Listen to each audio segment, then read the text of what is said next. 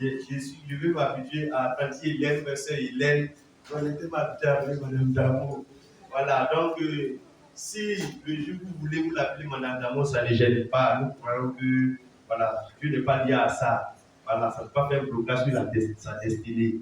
Voilà, pour la plus soeur Hélène, la tante, la maman, ça ne gêne pas, mais dans le respect, comme la Bible dit, dans le respect de nos soeurs, des personnes les plus âgées, tout cela.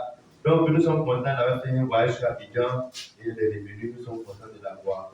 Nous allons prier le Seigneur, chacun va élever la voix, demander que le Seigneur puisse ce matin nous aider à recevoir sa parole et que le Seigneur lui-même vraiment vienne encore nous parler par un pasteur, que le Seigneur vienne nous enseigner. Comme il a dit, le Saint-Esprit viendra, vous enseignera toutes choses et les bons avoir au nom de Jésus. Notre Dieu est tout-puissant. Nous voulons ce matin te louer, te dire merci pour tous ces bienfaits, ces grandes œuvres que tu as accomplies. Et nous voulons, Seigneur, venir au devant de ta parole, tout simplement, cette parole qui nous jugera à la fin des temps. Nous voulons qu'aujourd'hui, elle nous juge maintenant qu'on a autant de la grâce, parce que le jugement de la parole, en ce temps de la grâce, donne l'occasion à chacun de se repentir et d'être accepté par le Seigneur. Nous venons, Seigneur, pour que ta parole vienne toucher nos cœurs. Là où nous sommes sur les mauvaises voies, viens nous ramener, Seigneur, à toi. Là où, Seigneur, l'ennemi, le diable, où nous avons ouvert nos cœurs et qu'il est s'installer en nous, viens par ta parole le déloger, Seigneur.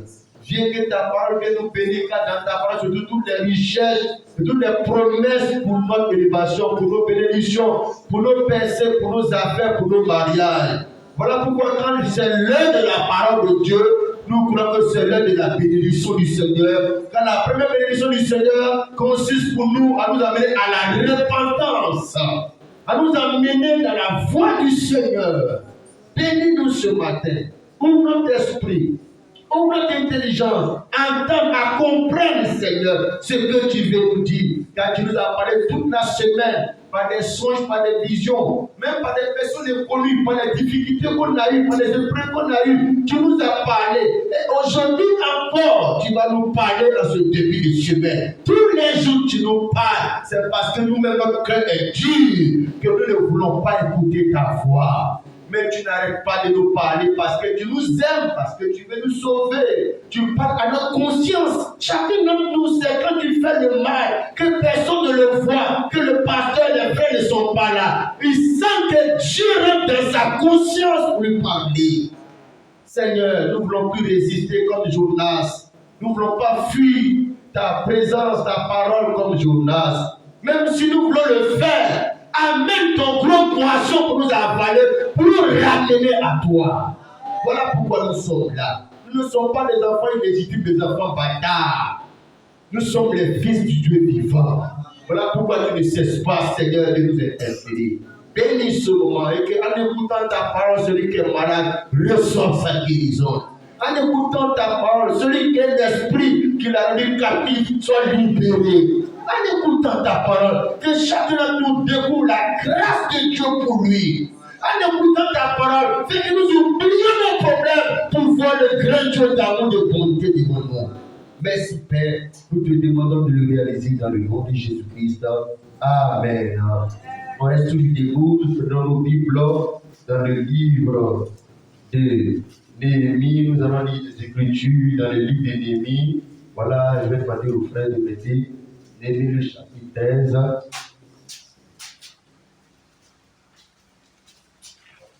Voilà, Frère Charles lui va prendre le texte de Deutéronome 23, 3 d'abord. Frère Charles va lire Deutéronome 23, verset 3. Et le frère Aubin va lire Néhémie chapitre 13.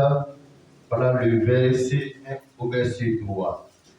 Voilà, le livre de Néhémie s'est situé, voilà, après un chronique, deux chroniques, tu as Esdras, après tu as Néhémie.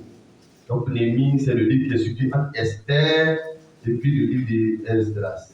Voilà. Donc, on lit d'abord Deutéronome, le chapitre 23, le verset 3, avec la voix de notre frère Charles. Deutéronome 23, verset 3. Oui.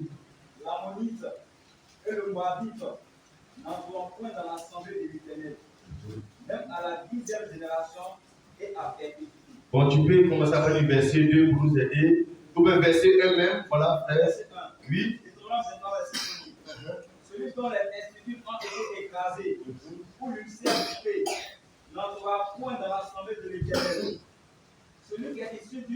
union illicite n'entrera point dans l'assemblée de l'Éternel. Même sa 10e génération n'entrera point dans l'assemblée de l'Éternel. Verset 3. Oui. L'Ammonite et le Moabite n'entreront point dans l'assemblée de l'Éternel. Oui. Même à la 10e génération et à perpétuité. Oui, continue même jusqu'au verset 8. On va bien percevoir cela. Ouais. Parce qu'ils ne sont pas venus au-devant de vous Oui. avec du pain et de l'eau sur le chemin lors de votre sortie d'Égypte, et parce qu'ils ont fait venir contre toi à prix d'argent Balaam, fils d'Édéor, de Pétor en Mésopotamie, pour qu'ils te maudissent. Verset 5. Mais l'Éternel ton Dieu n'a pas voulu écouter Balaam, et l'Éternel ton Dieu a changé pour toi la malédiction en bénédiction, parce que tu es aimé de l'Éternel ton Dieu. Verset 6. Le verset 6, tu n'auras souci ni de leur prospérité, ni de leur bien-être, tant que tu vivras à perpétuité. Oui. Vas-y, pour verset 8. Hein. Verset 7. Tu n'auras point en abomination l'Édomite, car il est ton frère. C'est ça. Tu n'auras point en abomination l'Égyptien, car tu étais étranger dans son pays. Verset 8. Les fils qui lui leur naîtront à la 3e génération entreront dans l'assemblée de l'Éternel. C'est ça. Alors, on y va maintenant dans Néhémie chapitre 13. Oui, le texte est un peu long, mais on va s'aider à bien comprendre. Néhémie le chapitre 13, à partir du verset 1 jusqu'au verset 3. Néhémie 13, le verset 1 à 3. Dans ce temps, on lut en présence du peuple dans le livre de Moïse, et on y trouva écrit que l'Ammonite et le Moabite ne devraient jamais entrer dans l'assemblée de l'Éternel de Dieu. C'est ce que le frère Charles vient de lire là. Donc dans Néhémie, ils ont lu ce même passage de Deutéronome 23, 3, et c'est ce qu'ils ont trouvé dedans. Verset 2. Parce qu'ils n'étaient pas, venus au devant des enfants d'Israël avec du pain et de l'eau, et parce qu'ils avaient appelé contre eux à prix d'argent Balaam pour qu'ils les maudissent. Mais notre Dieu changea la malédiction en bénédiction. Verset 3. Lorsqu'on eut entendu la loi, on sépara d'Israël tous les étrangers. Que le Seigneur bénisse sa parole au nom de Jésus. Amen. On a prié pour la parole de Dieu. S'asseoir. Le message que je vais apporter ce matin a pour thème les principes établis par Dieu pour faire partie de son assemblée. Ou bien les principes établis par Dieu pour entrer dans son assemblée. Vous voyez, frère, dans Deutéronome 23, verset 3, Dieu fait la liste des gens qui sont admissibles et des gens qui sont inadmissibles, qui ne peuvent pas entrer dans son assemblée, qui ne peuvent plus, ne pas accepter. Donc déjà, on voit un Dieu qui ne va pas sauver tous les hommes, un Dieu qui fait une sélection des gens qui peuvent être sauvés, qui va les sauver, mais des gens qu'il a déjà rejetés d'avance. Alléluia. Nous voyons, frère bien-aimé, dans la liste que Dieu a fait dans Deutéronome, chapitre 23, parce que quand tu veux prêcher Dieu, il faut prêcher Dieu selon lui, ses principes ou sa façon de faire. C'est nous-mêmes là, nous on a envie de sauver tous les hommes. Est-ce que c'est comme ça, Dieu dit l'opère, sa stratégie, c'est comme cela? Ben, c'est comme ça, nous on veut, non, ça fait qu'on prêche l'évangile, tout le monde est sauvé, tout le monde est au ciel, tous les musulmans, tous les êtres humains. Mais Dieu, lui, c'est pas comme ça, c'est son principe. Deutéronome 23, verset 23 là. Après du verset 1 même, on voit qu'il y a des gens que Dieu a décidé de ne pas les introduire dans son assemblée, c'est-à-dire dans son adoration, dans son royaume, dans son peuple, qui ne veut pas sauver, qui ne veut pas qu'il fasse partie des enfants de Dieu. Au verset 1, il a parlé des gens qui ont des handicaps au niveau de leur partie intime, on parle des testicules des hommes, qui ont des testicules des grands, ils ne vont pas rentrer parce qu'à cause de cet handicap-là, il n'y a pas de sentiment à faire, il n'y a pas de décision. C'est Dieu son assemblée, c'est Dieu son œuvre, c'est Dieu son royaume. Il sélectionne celui qu'il veut faire entrer dans son œuvre. Verset 2, il dit, celui qui est issu d'une union illicite n'entrera point dans l'assemblée de l'Éternel. C'est-à-dire, celui qui est né en dehors des principes établis par Dieu pour venir au monde là, lui il est éliminé. Donc sa naissance l'a éliminé. Son problème, ce n'est pas comme le premier qui a eu un accident. C'est au cours de la vie qu'il y a eu un accident qui l'a disqualifié. Mais au verset 2, on parle de ceux qui sont disqualifiés depuis la naissance parce qu'il est mal né. Il est né d'une union illicite. Cette union illicite-là, ça dit, Dieu avait prévu qu'un homme va avec une femme et puis ils font des enfants. Dieu avait prévu que ce soit comme cela. Mais dans les unions illicites là, il y a des gens qui sont venus en dehors de ça. Qui sont ces gens-là? On parle du verset 3, on parle de l'Ammonite et le Moabite n'entreront point dans l'assemblée de l'Éternel, même à la 10e génération, et à perpétuité. C'est-à-dire à jamais. Les Ammonites et les Moabites, c'est des êtres humains, c'est un peuple. C'est un royaume. C'est des gens qui existent. Ce sont des êtres humains comme les autres. Qui sont nés, même pas par la volonté de Dieu, même parce que tout ce qui existe, c'est par la volonté de Dieu. Mais pourquoi Dieu fait des tests telle sorte que ces gens-là sont disqualifiés d'office dans l'adoration de Dieu? Ils sont éliminés d'avance. Pourquoi? Parce qu'ils sont issus d'une union illicite. Ils sont mal nés. Ils ne sont pas bienvenus au monde. Nous allons lire cela pour que tu puisses avoir une pensée un peu plus claire. Bien mes frères, nous allons prendre l'écriture qui va nous aider dans ce sens-là. Alléluia. Prenons le livre de Genèse qui nous parle de Lot. Voilà, Lot. Genèse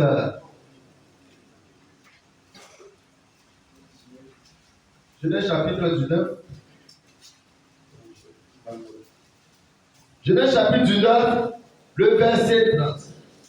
Rappelez-vous, Lot était à Sodome et Gomorrhe et Dieu a détruit Sodome et Gomorrhe, tous ses habitants.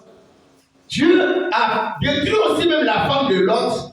Et puis les maris des filles de Lot, parce que ces gens-là ont pris à la légère le message des gens de les faire sortir. Donc, ils sont tous morts en Sodome et Gomorrhe, la femme de Lot, et puis les beaux fils de Lot. Donc, Lot est sorti avec ses filles. Genèse 19, verset 30. On y va, frère. Genèse 19, le verset 30. Suivez très bien. Lot quitta Soa pour la hauteur et se fixa sur la montagne avec ses deux filles. Donc, ces deux filles étaient mariées. C'est leurs maris qui ont pris à la légère quand ils plaisantaient le message de Dieu qui vient de sortir. Ils sont morts là-bas. Donc les filles sont sorties sans leur mari avec le papa. On y va.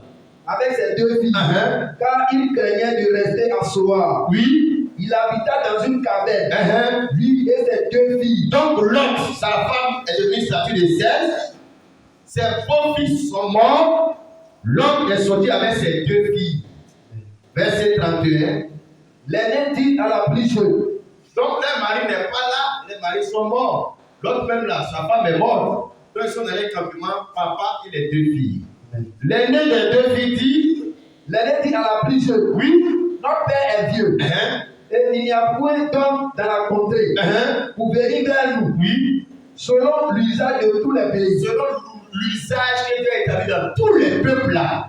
Un homme va avec une femme et puis un homme enceinte qui font des enfants. Ça, c'est selon l'usage. Mais, elles sont dans un campement, dans un coin de la brousse là. Il n'y a pas d'homme qui vient vers elle. Il n'y a pas d'homme dans le village. Il n'y a personne. C'est la brousse. Le seul qui est homme, la garçon, là, c'est le papa. Elles sont deux filles. Elles disent qu'il n'y a personne qui va venir vers nous. Personne. Nous regarde. Les gens qui ont appris de notre père vient, il n'y a point d'homme de la contrée pour venir vers nous selon l'usage de tous les pays. Ça, c'est l'usage, c'est le principe que tu as établi, que l'usage de tous les pays. Un homme va vers une femme, il vient, lui fait des enfants, elle accepte, ils font des enfants, se multiplient. Ça, c'est l'usage que Dieu a établi, le principe que Dieu a établi. Le principe que Dieu a établi là, elles vont contourner le principe établi par Dieu. Parce que Dieu a un principe qu'il a établi pour bénir les gens, pour que tu aies de l'argent. Mais l'homme peut contourner le principe là pour ne pas des raccourcis pour gagner l'argent quand même. Dieu a établi des principes pour que tu sois belle. Mais la femme ou l'homme peut contourner le principe pour devenir belle, pour mettre ses cheveux, la poussière des mains, des autres. C'est-à-dire, l'homme est toujours prêt à contourner le principe de Dieu pour obtenir les mêmes choses que Dieu donne dans les principes normaux. Le problème, ce n'est pas le résultat, ce n'est pas quelqu'un qui travaille, qui a l'argent. C'est par quel principe, par quelle foi tu as eu ce que tu as. On n'a pas dit que non, tu ne peux pas gagner mari, tu ne peux pas gagner femme, tu ne peux pas gagner enfant, travailler, devenir boss, gagner l'argent. Mais tu es passé par quel principe pour avoir ça? Les gens, ils s'en foutent du principe et ils veulent avoir. Tu vois bien mes frères. Comme les filles là même disent, il y a une lisade que Dieu a établie dans tous les pays, pour avoir des enfants.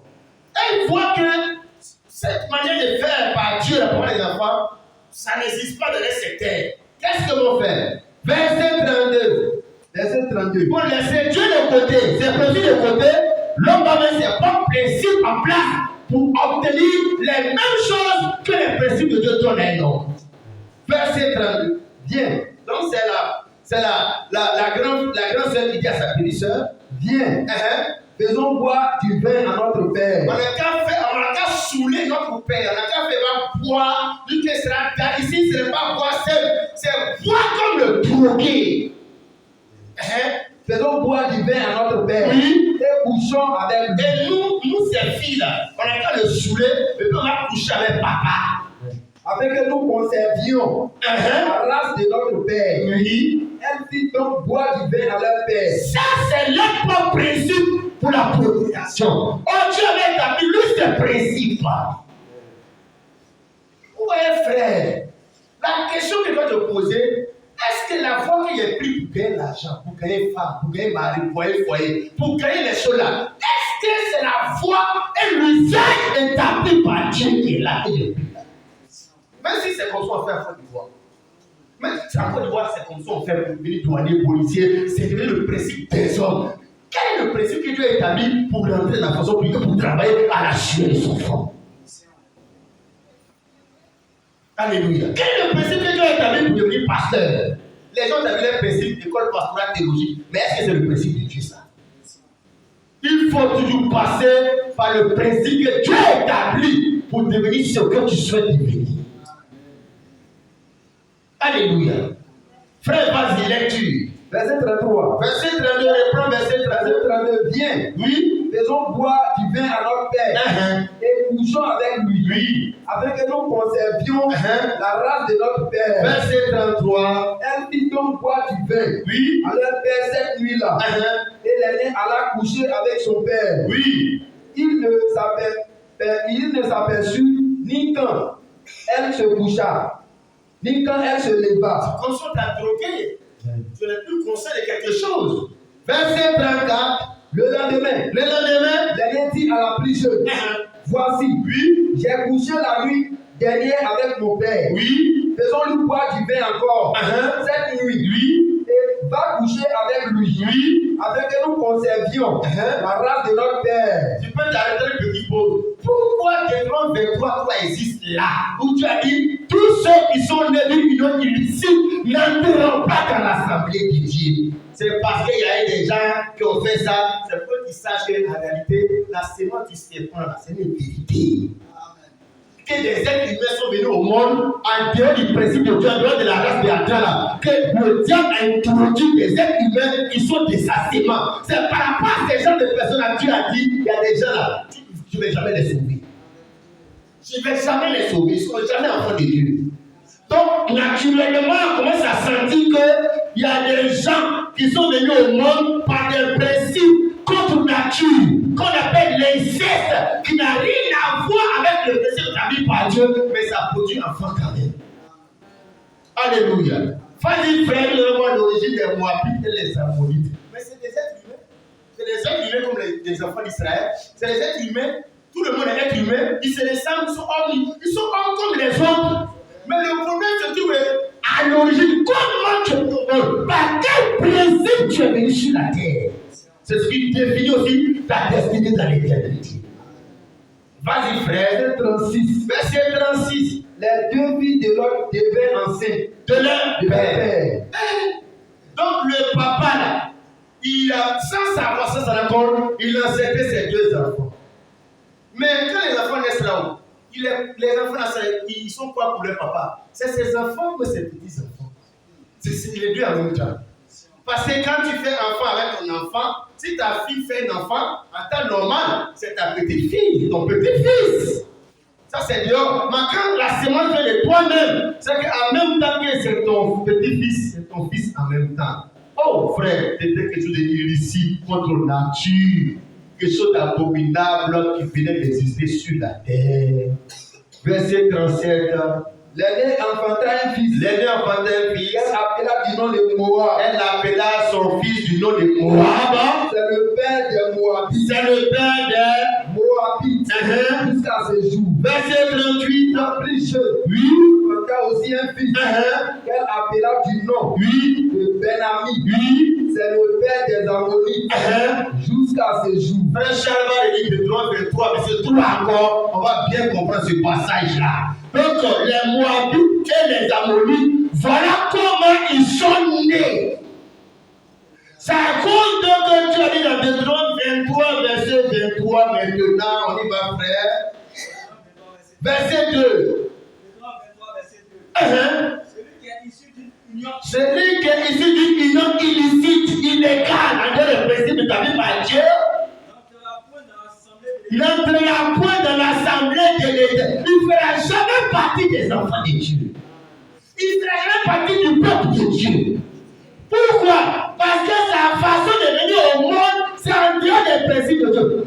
Quelqu'un qui gagne l'argent en dehors des principes de Dieu, si c'est une prostituée, et peut envoyer ça au frère dans l'église. Le pasteur est content, il prend, mais Dieu ne prend pas ça. Parce que Dieu prend tout l'argent, l'offrande, tout ce qui est bien selon ses principes. Vous voyez, frère? Et Dieu dit à Moïse que tout celui qui est né d'une union illicite, par inceste, qui est né comme cela, il n'entre point dans l'assemblée de l'Éternel. Même sa 10e génération n'entrera point dans l'assemblée de l'Éternel. Verset 3, et puis il va citer les noms de quelques-uns. L'Ammonite, c'est-à-dire l'Ammonite et le Moabite. C'est deux peuples issus des deux filles de Lot, c'est-à-dire de l'union entre le papa et ses enfants, qui a créé l'Ammonite et le Moabite. N'entreront point dans l'assemblée de l'Éternel. À la 10e génération, puis il ajoute encore à perpétuité, veut dire à jamais. Maintenant, quelqu'un vient, il est un pasteur, lui prêche l'amour de Dieu, il les demande les Moabites, les Ammonites, lui veut les sauver, et puis il fait ce qu'ils viennent à la présence de Dieu, voilà, ils viennent, regarde, il peut devenir religieux, mais il ne peut pas entrer dans le salut de l'Éternel. Vous voyez comment les gens ne veulent pas prêcher l'évangile, on prêche pour ceux que Dieu a décidé à sauver. Ceux qui ne veulent pas sauver là, on ne peut pas modifier l'évangile. Or, ces gens de personnes, les Moabites, les Ammonites, c'est qu'ils sont nombreux aujourd'hui de faire l'église. Et pour l'église, le téléphone de l'avant, l'église est remplie. Remplie de qui? De quel genre de personnes? Des gens que Jésus va dire, je ne vous ai jamais connus. Parce que l'église, c'est le rassemblement des élus de Dieu. Il dit l'Ammonite et le Moabite n'entreront point dans l'assemblée de l'Éternel. Même la 10e génération là, une perpétuité. Mais vous n'avez pas dit que Dieu aime tout le monde. Vous n'avez pas dit que Dieu va sauver tout le monde. Que c'est les pasteurs Kwame là, ici, ils condamnent les gens. Sinon Dieu lui-même là, il aime tout, il va sauver tout le monde. Avant même que nous puissions exister, Dieu avait dû choisir de sauver les uns et de condamner les autres. Dieu a toujours été comme cela. Verset 4, il ajoute encore, il n'entre pas dans l'assemblée de l'Éternel à la 10e génération et à perpétuité. Verset 4, frère Charles. Le verset 4, parce qu'ils ne sont pas venus au-devant de vous, vous les enfants d'Israël, avec du pain et de l'eau, sur le chemin, lors de votre sortie d'Égypte, et parce qu'ils ont fait venir, comme toi, à prix d'argent, Balaam, fils de en Mésopotamie, qu'ils te maudissent. Humainement parlant là, mais c'est les parents des enfants d'Israël qui sont nés de Lot. Lot c'est le neveu d'Abraham. Regarde, pourquoi ils viennent composer avec Balaam pour maudire pour Israël? Quand tu es mal né sur les principes de Dieu, tu te constitues comme un ennemi de celui de Dieu. Tu te constitues comme un ennemi du vrai peuple de Dieu. C'est ta nature qui fait ça, ta naissance qui fait ça. Tu vois bien mes frères, les sons là, et puis lisons verset 6. Verset 6. Oui. Tu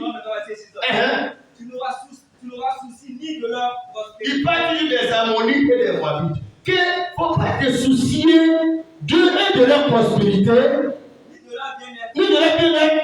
Tant que tu vivras à perpétuité. Dieu amène les enfants d'Israël à ne pas s'occuper d'eux, de ne pas se soucier d'eux. Dieu les a disqualifiés et souvent, bien aimés frères, c'est comme ça nous les prédicateurs on fait. Nous les prédicateurs souvent, on veut prêcher l'évangile social. Jusqu'à aujourd'hui, les gens font la paix, les musulmans, catholiques, tout le monde. Regarde mon frère, ma soeur, Dieu avait dit aux enfants d'Israël, regarde, ceux-là, ceux que j'ai éliminés, ceux que j'ai disqualifiés là, il ne faut pas qu'ils soient un fardeau pour tes soucis. Il ne faut même pas que tu vas te fatiguer. Le verset 7. Tu n'auras point en abomination Édomite. Oui. Car il est ton frère. Ouais, il est Édomite, le descendant de Saül. Dit, fais là, c'est tes frères. Donc il dit, ceux qui ne sont pas tes frères. C'est que tu ne vas pas ceux-là, c'est tes frères, les Édomites. Tu n'auras point en abomination l'Égyptien. Donc tu ne vas pas avoir un rejet de l'Égyptien, et puis il ajoute. Car tu as été étranger dans son pays. Donc il a une tolérance envers l'Égyptien, une tolérance envers les Édomites, mais il n'y a pas de tolérance envers les Moabites et les Ammonites. Le verset 8, parlant des Égyptiens, Les fils qui leur naîtront. les fils qui les naîtront, ceux-là, À la troisième génération. entreront. Dans l'assemblée de l'Éternel. Ça veut dire dans cette liste de 23, il y a ceux qui sont entrables, ceux qui peuvent entrer, ceux qui ne peuvent pas entrer. Ceux qui peuvent être sauvés, ceux qui ne peuvent pas être sauvés. Ceux qui peuvent se repentir, comme les deux brigands à la croix, il y a celui qui peut se repentir et puis celui qui ne peut pas se repentir. Parce que c'est un Moabite et un Ammonite. Il fait partie de la sémence des gens qui sont nés pour aller en enfer. Il y a des gens qui sont nés pour être sauvés, et qui sont nés pour être condamnés. Alléluia.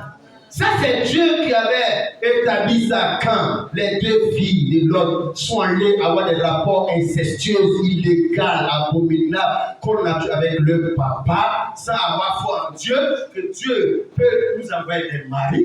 Dieu, on n'a pas besoin de mettre notre corps, nos seins au dehors. Dieu peut m'envoyer un mari. C'est Dieu qui peut le faire. Elles n'ont pas cru qu'il y ait un Dieu qui est capable. Elles ont décidé de prendre les raccourcis. Et désolé, l'enfant là. Les raccourcis là, quand tu prends là, tu gagnes ce que tu veux gagner. Puis tu vas chez le marabout là, tu peux gagner un mari. Tu vas chez le marabout là, tu peux gagner un enfant. Si tu vas faire le fétichisme, le brutal, tu vas faire zamou, tu peux gagner. Mais le problème, ce n'est pas le résultat, c'est par quelle voie tu passes pour avoir. Si les gens ne réfléchissent pas sur la voie, Dieu lui pense à la voie par laquelle tu passes. Alléluia. Alors voilà ce que Dieu établit maintenant comme principe par Moïse dans le ministère de Moïse. Voilà ce que Moïse lui prêche dans son église. Voilà ce que Moïse lui prêche dans son assemblée. Pendant qu'il prêche comme cela, les Moabites et les Ammonites existent sur la terre. Donc qu'est-ce qu'il fait? Il est en train de les condamner. Il est en train de les dire vous les maudits à jamais. Donc on dit Moïse, pourquoi tu prêches comme ça? Mais Dieu les aime aussi. Oui, Dieu les aime aussi. Voilà pourquoi quand il pleut dans les champs. Le soleil là, ça sèche les habits. Dieu les aime quand il apprend ses bénédictions. Mais en ce qui concerne les entrées dans l'assemblée de l'Éternel là, Dieu dit non. Mais plus ils vont en voir. Soleil, ils vont en voir. Ils vont faire un fond même. Dieu ne va les assister. Mais en ce qui concerne la position des adorateurs dans l'assemblée du Seigneur, Dieu les a éliminés. Pourquoi? Parce qu'ils sont de façon illicite. Alléluia. Quand on va dans Néhémie chapitre 13 qu'on a lu là, c'est là maintenant que tu vas comprendre Néhémie chapitre 13. Plusieurs siècles plus tard, malgré l'interdiction dans Deutéronome 23, verset 3, plusieurs siècles plus tard, c'est Seigneur des personnes qui ont rempli l'église du Seigneur. La maison dédiée est remplie de ces païens-là. Elle est remplie de ces prostituées-là. La maison de Dieu est remplie de ces gens que Dieu a dit voilà un enfer là. C'est qu'ils remplissent l'église. Le peu dit que l'église est évangélique, l'église de Dieu bouge. Mais quels sont les gens qui remplissent le peu de Dieu? Néhémie chapitre 13 maintenant. Verset 1 dit, dans ce temps, on lit en présence du peuple dans le livre de Moïse, Deutéronome 23, verset 2 à 3. Et quand il trouva écrit que la monnaie de Moabite ne devrait jamais entrer dans l'assemblée de Dieu. Mais c'est quoi jamais? Jamais là, c'est une négation absolue. Jamais. Jamais, ça veut dire qu'il est né pour être perdu. Ça ne va pas changer après. Verset 2, parce qu'ils n'étaient pas venus au dépôt des enfants d'Israël avec du pain et de l'eau. Pourquoi ils ne sont pas venus au dépôt d'Israël pour les aider? Parce qu'ils sont liés d'une union illicite. Les enfants d'Israël sont liés d'une union légale, postérité d'Abraham. Donc ils sont comme les ennemis du peuple de Dieu. Ils sont comme le roi des démons du diable. Ils ne sont pas venus avec les enfants d'Israël, ils ne peuvent même pas le faire. Et parce qu'ils avaient appelé contre eux, a pris d'argent par là pour qu'ils les molisent. Mais notre Dieu change la malédiction en bénédiction. Verset 3. Lorsqu'on eut entendu la loi, c'est-à-dire lorsqu'ils ont entendu la prédication sur Deutéronome 23, verset 3, on sépara d'Israël tous les étrangers. Ça veut dire que l'église était remplie de ces gens de personnes-là. Les Ammonites, les Moabites, peut-être même que c'est eux qui étaient les chantiers. Comme aujourd'hui, c'est les femmes, les païens qui sont comme ce qu'on appelle nos gens là, c'est les païens. Est-ce que c'est les chrétiens? C'est eux là, on les voit à l'œuvre de Dieu. Non, mais c'est comme ça que les Moabites étaient dans l'église. Tout était pasteur, ancien, diacre, chante. Les gens que Dieu a éliminés, condamnés à jamais. C'est eux qu'on appelait pasteur, révérend, bishop. Comme ce qu'on voit sur les réseaux sociaux. Pour nous qui sommes les filles de Dieu, quand on regarde dans ça, c'est déjà condamné depuis toujours. C'est que les gens appellent pasteur. Et les gens, quand nous, avec les yeux de la parole, on regarde, mais c'est des gens qui sont réunis par le Seigneur. Les Moabites et les Ammonites étaient remplis dans l'assemblée de Dieu, dans l'église de Dieu, au temps de Néhémie.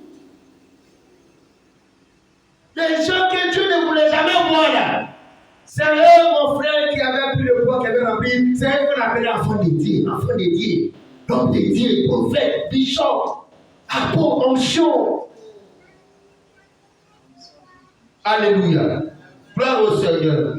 Hey, les gens avaient chanté. Ça dit au temps de Moïse, ces des personnes-là, on les classait. Plus tard, laissez passer, les gens sont devenus tolérants. Comme aujourd'hui, les gens sont devenus tolérants vis-à-vis du péché. Les gens sont tolérants vis-à-vis des femmes portées pantalon. Donc on finit par tolérer ce que Dieu a condamné. Femmes pasteurs qui étaient condamnées, on finit par tolérer, Ils ont toléré jusqu'à les Ammonites et les Moabites étaient remplis dans la maison de Dieu. Mais si on les amenait au temps de Moïse, ils ne pouvaient pas faire une place pour nous s'asseoir. Mais au temps de Néhémie, la tolérance religieuse, jusqu'à l'homosexualité s'élève dans des églises. La tolérance, au fur et à mesure. Les pasteurs qui prêchaient les assemblées de Dieu, l'église réveillée avant qui prêchaient la sanctification. À l'époque, même les John Robert à l'époque. Aujourd'hui, là, quand ils écoutent prêcher les John Robert, même là, les Américains viennent dire ça, la tolérance maintenant. L'évangile de la repentance, de la sanctification. À l'époque avant, quand tu écoutes, quand il partait évangélique, quand tu écoutes prêcheur, non, tu ne peux pas continuer de vivre dans le péché. Et maintenant, c'est la tolérance. Avant, l'église assemblée de Dieu, où le temple avait ça à Katam. Mais l'église est vide, pourquoi? Parce que le païen n'a pas courage d'aller à l'église s'asseoir. S'il va s'asseoir, mais il va dire, le péché va le quitter. Les gens ont peur d'aller à l'église parce qu'ils vont abandonner leur part, leur peau. Aujourd'hui, les gens n'ont pas peur d'aller à l'église. Pourquoi? Parce que le message est tolérant. Le message, le Moabite, l'Ammonite est à l'aise. Ça existait comme ça. Qu'est-ce qui a fait qu'à un moment donné, les yeux se sont ouverts? La Bible dit, dans ce temps, on lit en présence du peuple dans le livre de Moïse. Ça veut dire, maintenant, 23 de Moïse, on ne lisait pas ça il y a longtemps. On prêchait plus dessus. Comme on prêchait plus dessus, donc les Moabites et les Ammonites sont venus à l'église, se sont installés. Les mauvaises Ammonites sont venus. Tant qu'on ne prêche pas contre le péché, mais le péché vient s'installer. Mais quand il y a eu un réveil au temps de Néhémie, de Esdras, que la parole de Dieu, la prédication prit la parole, comme quand Moïse a condamné, les apôtres ont condamné, quand c'est revenu encore dans le kitsch, aïe, les Moabites et les Ammonites commencent à déménager. Parce que ce que Dieu a condamné à l'époque a commencé à prêcher encore. Ils ne pouvaient plus rester dans l'église, ils ont commencé à être démasqués. On a commencé à voir que c'est des choses illicites, des pratiques illicites. Ils incarnaient la vie illicite. Ils incarnaient le monde. Donc les choses du monde qui étaient entrées dans les églises, dans le cœur des gens, ils ont commencé à lire la parole, prêcher la parole. Il y a une séparation. Alléluia. Il y a commencé à avoir un nettoyage dans le peuple de Dieu. Alléluia. Oui, bien-aimés frères, nous voyons l'origine. Genèse 19. Comment ces peuples sont venus au monde en dehors de la voie établie par Dieu? Ils ont voulu forcer. Quand tu veux forcer à avoir quelque chose, quand tu veux forcer le destin, par convoitise, quand tu veux forcer pour avoir l'argent, tu prends des raccourcis qui vont prendre la voie de Dieu. Quand tu veux forcer, mais c'est Dieu qui donne les enfants, madame. Adam et Ève là, quand Dieu a fait qu'Adam tombait dans un sommeil, mais il a pris sa femme pour fabriquer femme pour lui. Est-ce qu'Adam a forcé mariage? Est-ce qu'il a forcé pour avoir une femme? C'est Dieu qui a forcé pour lui donner une femme. Mais elle connaît cette histoire-là. Elles n'ont pas vu que c'est Dieu qui a sauvé les papas de Sodome et Gomorrhe, que c'est Dieu qui a envoyé un ange pour les faire sortir. Mais pourquoi ne pas avoir foi dans ce Dieu-là? Que s'il a sauvé de Sodome et Gomorrhe, c'est qu'il peut les sauver du célibat. C'est qu'il peut les sauver de la stérilité. C'est qu'il peut les sauver de la pauvreté. Vous voulez fraîchement les sauver du feu de leur moment dedans, vous les sauver. Mais vous ne pouvez pas croire qu'il peut encore nous sauver d'avoir les mariages. Ils ont pris les raccourcis. Alléluia. Voilà ce que ça a donné le peuple des Ammonites, le peuple des Moabites. Dieu a mis de l'ordre pour dire à Moïse. Il y a beaucoup de peuples sur la terre. Il y a des gens qui peuvent entrer. Il y a des gens qui ne vont jamais entrer. À cause de leur venue illicite en dehors de ma voix.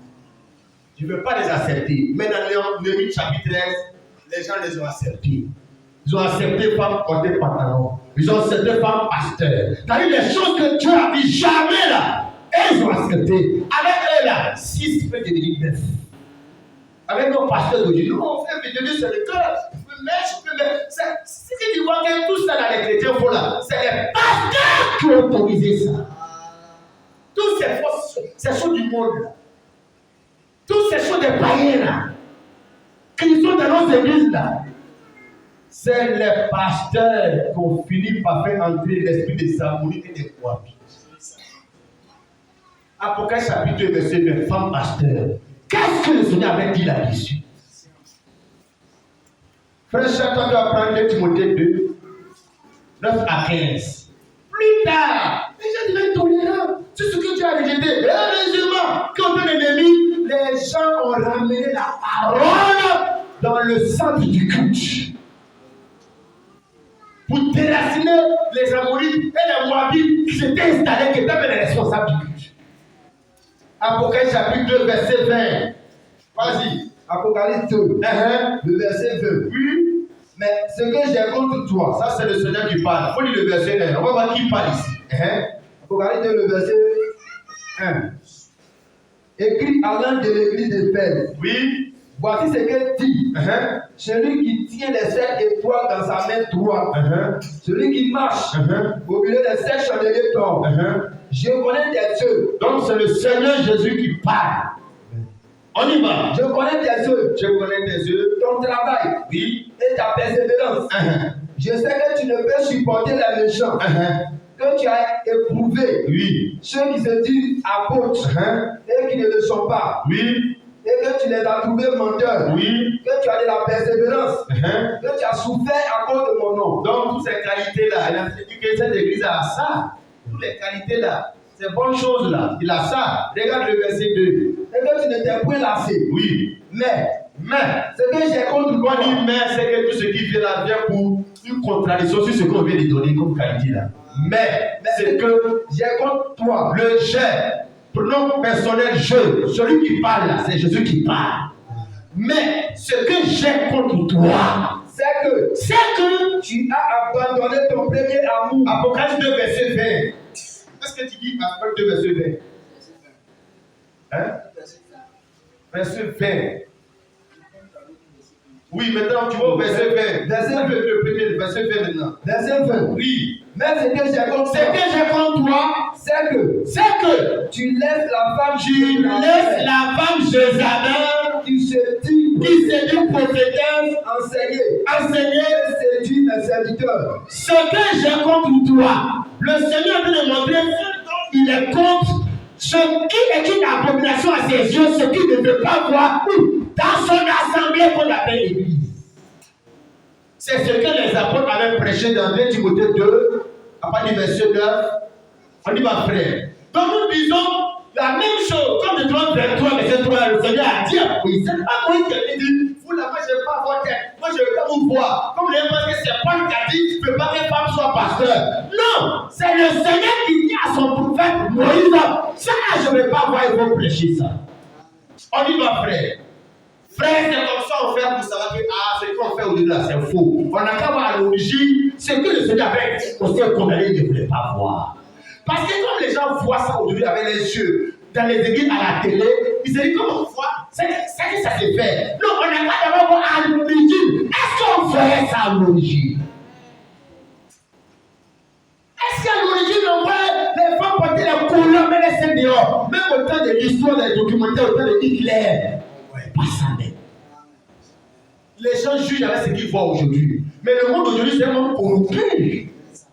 Ce n'est pas un monde moderne qu'on peut prendre pour juger. Il faut retourner en arrière. On y va, frère. Chapitre 2, à partir du verset 2. Pour lequel je souffre jusqu'à plier. Oui, c'est 1 Timothée pas. Oui, 1 Timothée 2. Oui. Oui. Je veux aussi que les femmes. Vêtues d'une manière décente. Avec pudeur et modestie. Oui. Ne se pas ni détresse. Ni détresse. Ni d'or. Oui. Ni de perles. Oui. Ni d'habits somptueux. Verset 10. Mais qu'elles se parlent de bonnes œuvres. Oui. Quand vous prenez à des femmes qui font profession de servir Dieu. C'est-à-dire les femmes qui disent qu'elles sont chrétiennes, qui doivent accepter Jésus là. Voilà comment elles doivent se tenir. Ça veut dire les femmes qui ne sont pas chrétiennes là, elles sont le contraire de ce qu'on veut les citer là. Mais si tu dis que tu es chrétienne, voilà. Si tu dis que tu fais partie que tu fais partie de l'assemblée du Seigneur, voilà ton statut. Verset 11. Que la femme écoute l'instruction en silence. cesse. Avec une entière soumission. Le verset 12. Verset 12. Je ne permets pas à la femme Oui. d'enseigner. Cesse.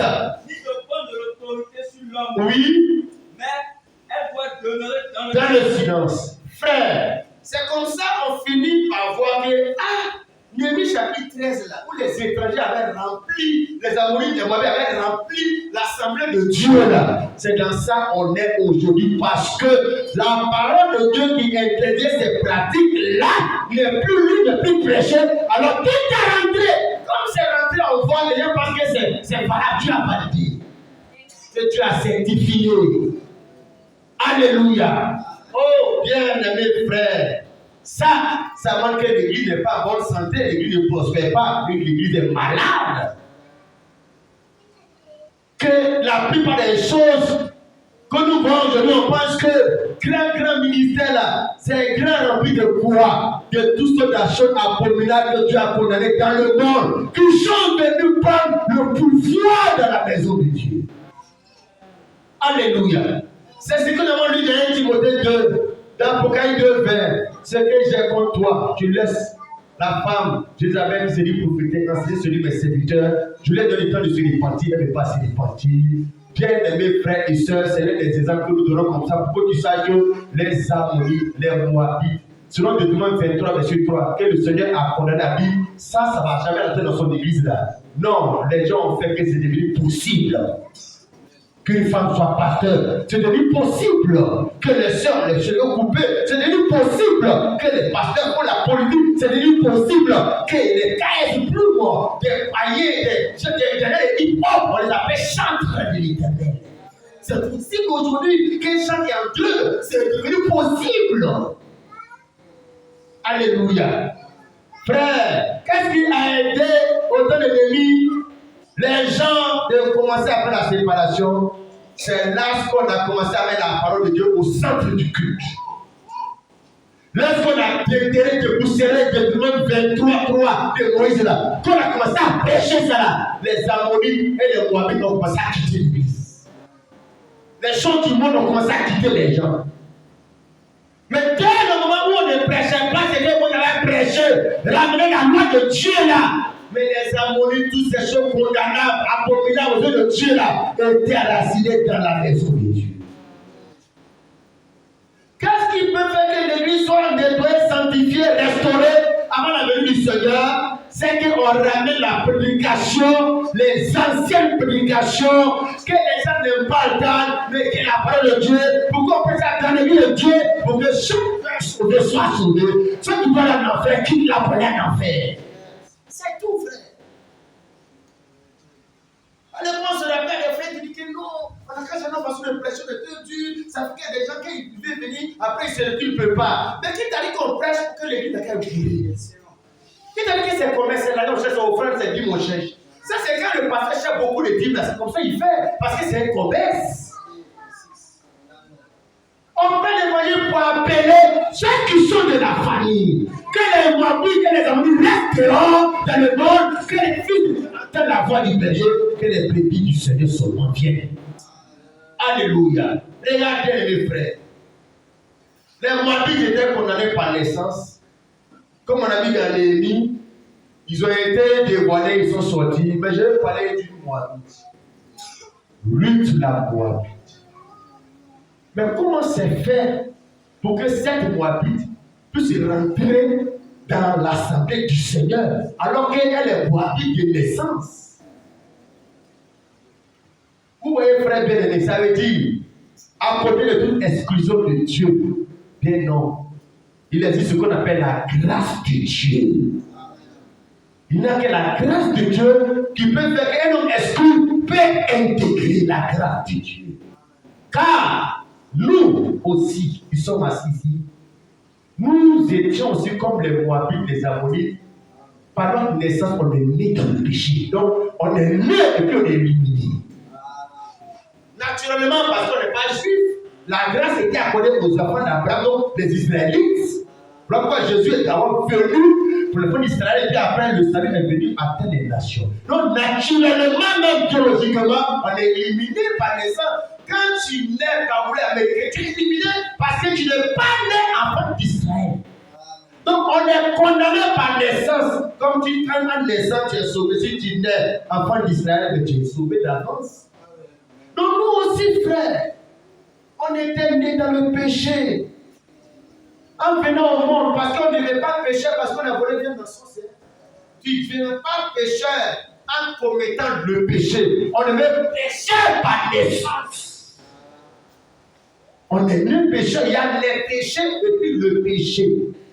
Le péché, c'est le fait que tu vis au monde par rapport au péché. Tu es né dans le péché. Le virus du péché est en toi.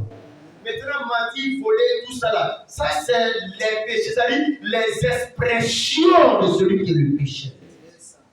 Les fruits.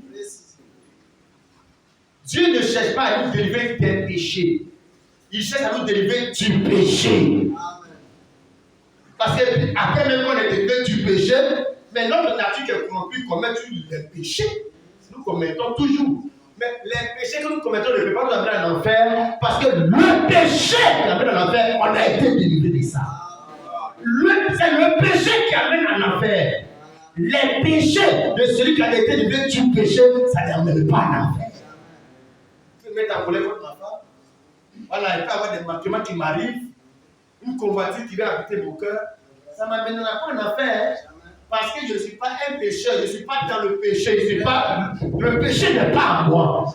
Dieu a. Voici l'année de Dieu qui porte le péché du monde.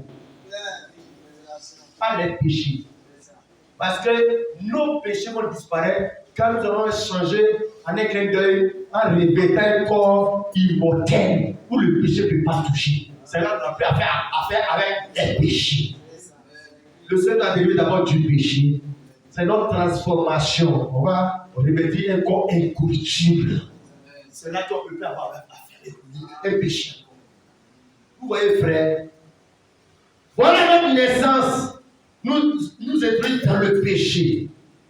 Pourquoi? Parce que le péché est venu par rapport sexuel, frère. Donc on est pécheur. Si tu vis au monde avec papa et maman qui sont ensemble, l'enfant qui sort là, directement, il vient avec le virus de la nature du péché. Directement. Il n'y a rien à faire. Voilà pourquoi quand le Seigneur, le sauveur du péché, vient, il va contrôler la voie par laquelle le péché est venu, il va naître par une vierge. Parce que tous ceux qui naissent par rapport sexuel, ils naissent comme des pécheurs, des Amorites, des Moabites, ils sont nés d'une union illicite. Donc interdit d'entrer dans le royaume de Dieu, dans le peuple de Dieu. Qu'est-ce qu'il est pour entrer dans le peuple de Dieu? Mais il est pour une nouvelle naissance. Car la première naissance illicite nous introduit à dehors des choses de Dieu. Alléluia. Frère, c'est comme ça. Oh, les gens, ils ne prêchent pas aux Moabites, les Ammonites, que vous devez aider de nouveau. Ils viennent à l'église, ils font offrande, ils s'en vont, et puis on dit qu'il est sauvé. Regarde, c'est faux. Si la première naissance nous a introduit dans le péché, c'est la nouvelle naissance qui va faire qu'on va sortir des Ammonites et des Moabites condamnés pour rejoindre le peuple de Dieu à servir. Alléluia. Revenons avec l'histoire de Ruth la Moabite. Voir comment est-ce qu'elle a été sauvée. Alléluia. Lisons cela, bien aimés frères. Ruth la Moabite, chapitre 1.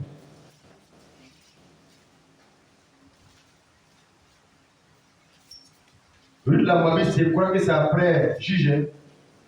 Le livre des Juges. Ruth. Juge. Après le livre des Juges. Ruth chapitre 1. Ruth chapitre 1, le verset 1, je lis, c'est après le livre des Juges. Du temps des Juges, il y eut une famille dans le pays. Un homme de Bethléem de Juda partit avec sa femme et ses deux fils pour faire un séjour dans le pays de Moab. Le nom de cet homme était Elimelech. N'oublie pas Moab, le pays des Moabites. Donc elle, comme il y avait la famille dans Israël, elle s'en va se chercher dans le pays des Moabites. C'est-à-dire des gens exclus. Le nom de ce homme était Elimelech, celui de sa femme Naomi. Et ses deux fils s'appelaient Machlon et Kijlon. Ils étaient Éphrasiens de Bethléem de Juda. Arrivés au pays de Moab, ils fixèrent la demeure. Elimelech, mari de Naomi, mourut et elle resta avec ses deux fils. Il prit des femmes moabites. Les enfants d'Israël, les Juifs, qui avaient l'interdiction, ils ont pris deux femmes moabites, dont l'une se nommait Orpa et l'autre Ruth, et ils habitaient là environ 10 ans. Conséquence de Deutéronome 23 à ces deux enfants juifs, ils vont prendre des femmes moabites. Machlon et Kijlon moururent aussi tous les deux, et Naomi resta privée de ses deux fils et de son mari. Pourquoi les deux enfants là sont morts? Parce qu'ils ont fait alliance, ils se sont mariés à deux femmes du pays de Moab, des Moabites. En se mariant à elles, c'est comme par mariage, il les faisait entrer dans le peuple de Dieu. Ils sont morts. Car Dieu met sur sa parole pour l'accomplir. Ils sont morts. Ils ne devaient pas se marier à ces deux femmes moabites. Pourquoi? Parce que la malédiction de la parole de Dieu était sur elles. Verset 6. Donc, Naomi est restée seule avec ses deux belles filles. Puis elle se leva, elle et ses belles filles, afin de quitter le pays de Moab. Car elle avait appris au pays de Moab que l'Éternel avait quitté son peuple et lui avait donné du pain. Elle sortit du lieu qu'elle habitait, accompagnée de ses deux belles filles. Et elle se mit en route pour retourner dans le pays de Juda. Naomi dit alors à ses deux belles filles, allez, Retournez chacune à la maison de sa mère. Que l'Éternel eût de bonté envers vous, comme vous l'avez fait envers ceux qui sont morts et envers moi. Que l'Éternel vous fasse trouver à chacune du repos dans la maison d'un mari, et elle baisa, elle se levait là-bas et pleurait. Naomi était en train de dire que non, en tout cas se séparer. Après, elle donne des raisons pour dire que elle est vieille, elle ne peut pas faire notre enfant encore. Dieu va attendre, tout ça, c'est pas possible. Mais par révélation, après, je pense qu'on doit comprendre par révélation. C'était pas possible qu'elle va en Israël en tant que Moabite et puis avoir un avenir là-bas de pareil dans le pays de Dieu. Où est-ce qu'elle est exclue à jamais? C'est pas possible. Restez chez vous ici. Parce que là-bas où on va, c'est le pays de la loi du Deutéronome 23. Il n'y a pas de place pour vous dans le peuple de Dieu. Il n'y a pas d'avenir pour vous dans le peuple de Dieu. Et les gens ne vont pas vous marier. C'est parce qu'on était venu dans votre pays à moi que les gars ont pris. Mais en Israël, mais vous les priez. Ce n'est pas possible de rester ici. Regarde, la Bible dit ceci. Au verset 9. Que l'Éternel vous fasse trouver à sa vie du repos dans la main de Marie, et elle est besoin. Elle lui dit non, nous irons avec toi, avec ton peuple. Les deux filles moabites n'ont pas été lui disent non, on va partir avec toi, maman, on va partir avec toi. Elles insistent. Parce que mon ami dit retournez mes filles. Pourquoi venez-vous avec moi? Elles envoient dans mon sein des fils qui puissent devenir vos maris. Retournez mes filles. Allez, je suis trop vieille pour me remarier.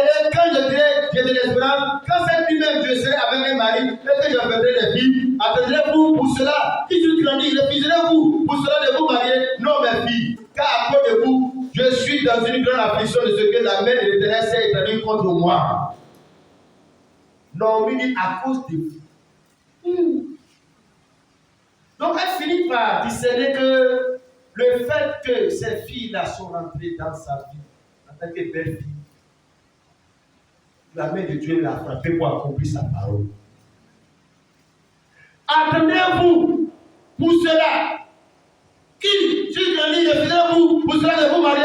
Non, mes filles. Car à cause de vous, je suis dans une grande affliction de ce que la main de l'Éternel s'est étendue contre moi. Ah. Parce que c'est les Moabites. Ruth finit par se rappeler de Deutéronome 23:3.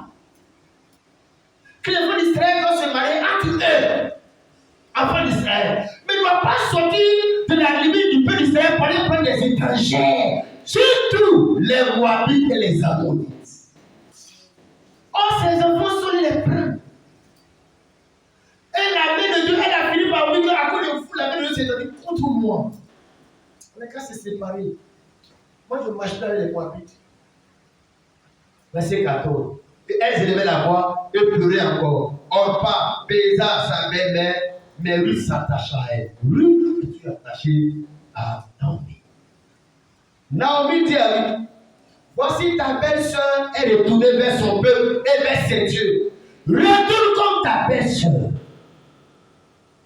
Ruth ne retourne pas dans son pays d'origine noire, comme sa sœur là, sa belle-sœur là. Mais elle est toujours là attachée à Naomi. Verset 16. Ruth lui répondit, ne me presse pas de te laisser, de retourner au de toi. Où tu iras, j'irai. Où tu demeureras, je demeurerai. Ton peuple sera mon peuple et ton Dieu sera mon Dieu. Où tu mourras, je mourrai et j'y serai enterré. Que l'Éternel me traite dans toute sa rigueur si autre chose que la première me séparera de toi. Naomi n'a pas décidé à aller avec elle, c'est ça, ses essences. Elle vit ensemble du voyage jusqu'à aller arriver à Béthléem. C'est ici que je vais apporter le message de la nouvelle naissance, la renonciation à son identité maudite. Dès le moment où elle dit à Naomi, ton peuple sera mon peuple, ça veut dire elle renonçait à son peuple, son appartenance du pays de gloire. Parce que tant qu'elle est Moabite, c'est pas possible. Donc elle dit, ton père sera mon peuple, elle décide de ne plus être Moabite, mais elle décide de changer de nationalité pour devenir un enfant d'Israël. Là, c'est possible. Mais en tant que Moabite, c'est pas possible. Et Ruth. Ton peuple sera mon peuple et ton Dieu sera mon Dieu. Donc elle était en train de mettre des nouveaux, la décision de mettre des nouveaux, la décision de renoncer à sa première identité, sa première nationalité, sa première vie. Parce que ça c'est un maudit. Avec un Moabite c'est maudit. Avec un Moabite tu ne peux pas rentrer dans l'assemblée de l'Éternel. Il n'y a que les enfants d'Israël Seuls qui ont la permission. Alors, ici, elle prend l'engagement officiel, la décision de la nouvelle naissance, de la renonciation à sa première vie et de maintenant adopter une nouvelle identité d'enfant d'Israël. Voilà ce qui va lui donner le droit D'entrer et la Bible dit ceci, verset 9, elle fit ensemble le voyage jusqu'à aller à Bethléem. Mais avant de rentrer à Bethléem, qu'est-ce qu'elle a fait? Elle a renoncé d'abord à son ancienne vie de Moabite. Elle n'est pas rentrée là-bas d'abord pour aller maintenant décider, prendre engagement. Elle a décidé d'abord de se convertir de Moabite, elle est devenue israélite. Mais quelqu'un que Dieu a dit, celui ne rentre pas dans le peuple de Dieu, effectivement, tant que l'homme est dans le péché, dans son identité de pécheur, il faut aller américain, mais tu es éliminé. Tu ne peux pas rentrer là-bas avec un blanc, avec un baoulé. Non! C'est des peuples condamnés à aller en enfer. Les baoulés, les guerriers, les douleurs, les américains, les blancs. Tous les peuples qui sont nés, mais non, de cette façon-là, ils sont disqualifiés. Mais Jean chapitre 1 dit à tous ceux qui l'ont reçu, à tous ceux qui croient en son nom, il a donné le pouvoir de devenir enfants de Dieu, lesquels sont nés. L'homme de la chair du sang, mais ils sont nés de Dieu. C'est-à-dire, il y a une autre foi de quitter la nationalité des gens qui sont condamnés à l'enfer que Dieu ne veut pas pour rentrer dans la famille de la lignée des gens qui sont sauvés. Quand Dieu lui-même va naître de nouveau, quand Dieu qui est esprit va faire un corps humain pour naître, Dieu est en train d'instaurer la nouvelle naissance. Quand Jésus, c'est la nouvelle naissance pour Dieu. Voilà pourquoi la Bible dit en Christ. Donc quand Dieu est né nouveau, en Christ, que l'homme devient aussi une personne née de nouveau. En dehors de Christ, ce n'est pas possible. Alléluia. La Bible dit ceci. Elle fit ensemble le voyage jusqu'à leur arrivée à Bethléem. Donc quand Naomi et Ruth s'en vont à Bethléem, ce n'est pas Naomi, une Israélite, qui vient avec une Moabite. C'est Naomi l'Israélite qui vient avec la nouvelle Israélite qui vient se convertir. La Bible verset, la verse ici, et lorsqu'elles entraient dans Bethléem, les deux, on dit lorsqu'elles entraient dans Bethléem, toute la vie fut mise à cause d'elle. Elle est au pluriel. Et les femmes disaient, est-ce Naomi? Voilà ce que nous découvrons. Quand elles sont entrées à Bethléem, c'est le peuple de Dieu. C'est l'assemblée de Dieu, c'est le royaume de Dieu, c'est la famille de Dieu. Quand elles sont entrées à Bethléem, comment elles ont été accueillies? Comment Ruth, la Moabite, la nouvelle Israël était accueillie? Mais c'était, la Bible dit, c'était la ferveur, l'émotion, la vie fut émue. C'est l'image de ce que la Bible dit, il y a de la joie dans le ciel pour un seul péché qui s'est répandu. En temps normal, quand une Moabite ou une Amorite vient en Israël, les gens ne sont pas contents parce que c'est des peuples que Dieu a bannis. C'est comme c'est un cancer, c'est des gens dangereux, c'est des gens qui sont impurs. Mais quand Ruth venait avec Naomi, la Bible que toute la ville était émue pour l'accueillir. On était l'accueillir. On était l'accueillir quelqu'un qui veut venir de nouveau pour faire son entrée dans le royaume de Dieu. Alléluia. Plus tard, cette Ruth-là, qu'est-ce qu'elle devient pour Jésus, pour David? Ruth chapitre 4 dit ceci. Après, elle s'est mariée à Boaz, l'enfant d'Israël. Donc, elle est comme une étrangère qui est rentrée dans la lignée de l'enfant d'Israël. Verset 16 dit, Naomi prit l'enfant et le mit sur son sein et elle fit sa garde. Donc, l'enfant de Ruth peut-être comme l'enfant de Naomi. Verset 17, les voisins lui donnaient un nom en disant, un fils est né à Naomi. Et elle l'appelait Obed. Ce fut le père d'Isaïe, père de David. Donc, l'enfant que Ruth va mettre au monde, qui est vu par les femmes d'Israël, comme l'enfant de Naomi, puisqu'elle a perdu son mari, tout cela. La Bible dit, les femmes là, En Israël, on appelle l'enfant Obed, l'enfant de Ruth. Ruth la Moabite. On dit Ruth la Moabite par rapport à son ancienne nature. Sinon, elle n'était plus Moabite. C'est avant qu'elle était Moabite. C'est comme on dit Rahab la prostituée. Elle était une prostituée jusqu'à sa mort. Prostituée par rapport à son ancienne vie. Pourquoi on voit le témoignage de sa conversion? Voilà que Rahab la prostituée. Oui, la Moabite. On dit que l'enfant est né, on l'appelait Obed. C'est ce Obed-là qui a été le père de David. Donc, le père de David, l'enfant a mis au monde un monsieur du nom de un fils aîné à Naomi, et on l'appelait Obed. Ce fut le père d'Isaïe, père de David. Donc, Obed a été le grand-père de David. Donc, l'enfant de Ruth est devenu quoi? Un ancêtre de Jésus. Mais regarde comment ça s'est introduit. C'est une Moabite disqualifiée d'avance qui est rentrée dans la lignée. Qu'est-ce qu'elle a fait rentrer dans la lignée? La grâce de Dieu qui l'a amené à se repentir, à l'aide de nouveau, à renoncer à son ancienne nationalité et pour devenir une nouvelle créature, une nouvelle personne. Le Seigneur était en train d'indiquer, frère, que la grâce de Dieu allait faire entrer dans la maison de Dieu, dans le peuple de Dieu, les gens qui n'avaient pas le droit de décider, qui n'avaient pas droit à l'alliance de Dieu. Alléluia. Et c'est ce qui nous est arrivé quand Jésus est venu. C'est là que ça a été possible pour nous. Ça, c'était une prophétie. Ruth, la Moabite, était une prophétie. Rahab, la prostituée, était une prophétie. C'était une prophétie que le temps des nations allait venir. Dieu allait se tourner vers les nations. Dieu allait visiter les gens des nations. Et nous faisons partie, parce que c'est quand Jésus est venu que la voix des nations s'est ouverte, les frères. Lisons cela dans le livre d'Ésaïe, le chapitre 23. Nous allons voir cette vérité-là. Dans Ésaïe chapitre 35. Le salut est possible. Regarde, le problème des gens de Néhémie 13 là, les Ammonites et les Moabites dans Néhémie 13 là, que Dieu a chassés là.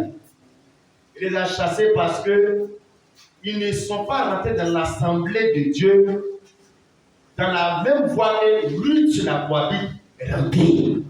C'est-à-dire on peut rentrer, il y a une voie que la grâce de Dieu a tracée. C'est la nouvelle naissance par la repentance. Et ils ne se répandent pas, ils ne sont pas repentis, ils ne sont pas convertis, ils sont moabites, ils vont les sont moabites, ils sont des prostituées, des impudiques, et l'ancienne vie là est toujours la pyramide.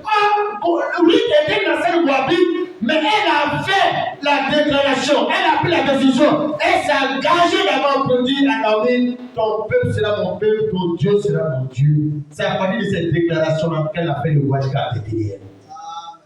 Mais les autres, ils viennent à l'église sans passer par la voie de la nouvelle naissance. Et ils ont pris cette église. Ils ne sont pas nés de nouveau. Parce que nous, on pense que quand quelqu'un fréquente un lieu de culte que la maison de Dieu, il est chrétien. Mais s'ils étaient chrétiens, la Ammonites et les Moabites, en fréquentant la maison de Dieu, ça n'a pas changé la nature. La fréquentation ne change pas ta nature. Avec l'église, la semaine du message, ça ne change pas ta nature. C'est pas ce qui manque que tu es de nouveau. Voilà pourquoi, frère, il y a beaucoup de questions que Jésus viendra. Beaucoup vont rester, mais je ne vous ai jamais connu parce que tout pense que c'est un chasseur de faire des miracles là, qui est le permis. Jésus a dit, avec les miracles, je ne vous ai jamais connu. Ils ont manqué de passer par la voie dans laquelle Ruth la Moabite est passée pour intégrer le peuple d'Israël. Alléluia. Ésaïe chapitre 35. Pas du verset 4. Vas-y, frère. La voie pour que Dieu nous accepte, c'est la voie de la repentance et de la nouvelle naissance. Si ce n'est pas ça, il faut faire 20 ans dans l'église, il faut connaître chanter, il faut jouer guitare, piano, il faut être pasteur. Le Seigneur, quand il viendra, tu seras chassé. Parce que c'est possible que les Moabites tous entrés par la voie dans laquelle Ruth est passée, en renonçant à l'ancienne vie, au vieil homme, à sa première identité. Elle n'était pas Moabite israélite. Quand elle est devenue israélite, est-ce que quand les gens ne faisaient pas qu'ils ont dans le pays des Moab, elle partait encore là-bas? Non! Ce n'est plus son pays, ça. Le monde, ce n'est plus ma vie, ça. les musiques du monde, c'est plus. Quand les DJ de Moab chantaient la musique là, est-ce qu'elle partait dans un concert là-bas? Elle va aller faire quoi là-bas? Ce n'est plus son pays. Elle a dit à Naomi, ton peuple Israël sera désormais mon peuple. Quand on demande quel est ton pays, elle ne dit pas mon pays, c'est Moab. Elle ne dit pas je suis Moabite. Elle dit je suis israélite, mon pays, c'est le pays d'Israël. Vous voyez frère, mais nous, quand pas qui nous va arriver, on va sentir que non, ton pays a toujours été pas qui nous, le monde, les choses du monde, les choses baoulées, t'es toujours baoulé. Nous on n'est plus baoulé, on n'est plus sénoufo. Nous on est enfants de Dieu maintenant. C'est avant on était baoulé, les choses des valeurs d'intérêt, les coutumes des baoulés, comme les baoulés pleins, il faut une cérémonie d'enterrement. Nous on faisait aussi comme eux. Maintenant, nous on fait comme les enfants de Dieu le font. Quand dans le pays de Moab, il y avait une élection là-bas, politique, et puis on se tue là. Est-ce que tu partais met sa tête dans la politique de Moab encore? Non, son cœur était dans la politique des enfants d'Israël. L'enfant d'Israël politique, c'est la politique de la parole de Dieu. Beaucoup n'ont pas encore renoncé à leur ancienne nature, à leur vieil homme. Ils sont toujours ivoiriens, ils sont toujours baoulés, ils sont toujours dans leur ancienne identité. J'ai dit, quand Oprah, la fille qui avait la même nationalité que Naomi, a dit qu'elle allait servir le Dieu de pays de Moab. Lui ne l'a pas suivi, sa soeur biologique. Il n'a pas suivi son camarade, sa soeur baoulée, sa tante baoulée, sa maman est tini, même est tini. Comme je l'ai dit, elle est tini, c'est ma, est tini baoulée. On s'en va à l'église, c'est ma façon d'être baoulée. Elle a fait ça, Dieu les gars. Alléluia. Oh frère, elle n'a pas suivi sa soeur du même tini. Elle a décidé que le salut était personnel. Moi, en réalité, je m'étais marié à l'Israélite aujourd'hui. Elle dit que Naomi, mon peuple sera mon peuple, mais ton Dieu sera mon Dieu. C'est-à-dire, mariage là, ce n'est pas le garçon que je cherche. Que ton Dieu, c'est ton Dieu là que moi je lui donne. Avant, c'était tes enfants que je voulais. C'est le mariage de tes enfants que je voulais. Les enfants là, c'est mort. Mais c'est ton Dieu, je veux désormais. Je vais avoir plus que tes enfants qui sont mariés. Je veux ton Dieu. Parce qu'on peut fréquenter un endroit sans avoir le Dieu véritable qui n'a pas de humanité. On peut seulement chercher à avoir un pasteur ou une église. Mais le Dieu qui envoie des pasteurs ou qui a créé l'église là, on peut ne pas avoir ce Dieu là. Mais on a un pasteur puis on a une église. Mais tu vas aller en enfer avec toutes ces choses là. Ce qu'il te fait, il te fait ce Dieu là qui sauve les gens. Alléluia. Ésaïe 35, verset 4. Isaïe 35, le verset 4. Oui. Dites à ceux qui ont le cœur troublé.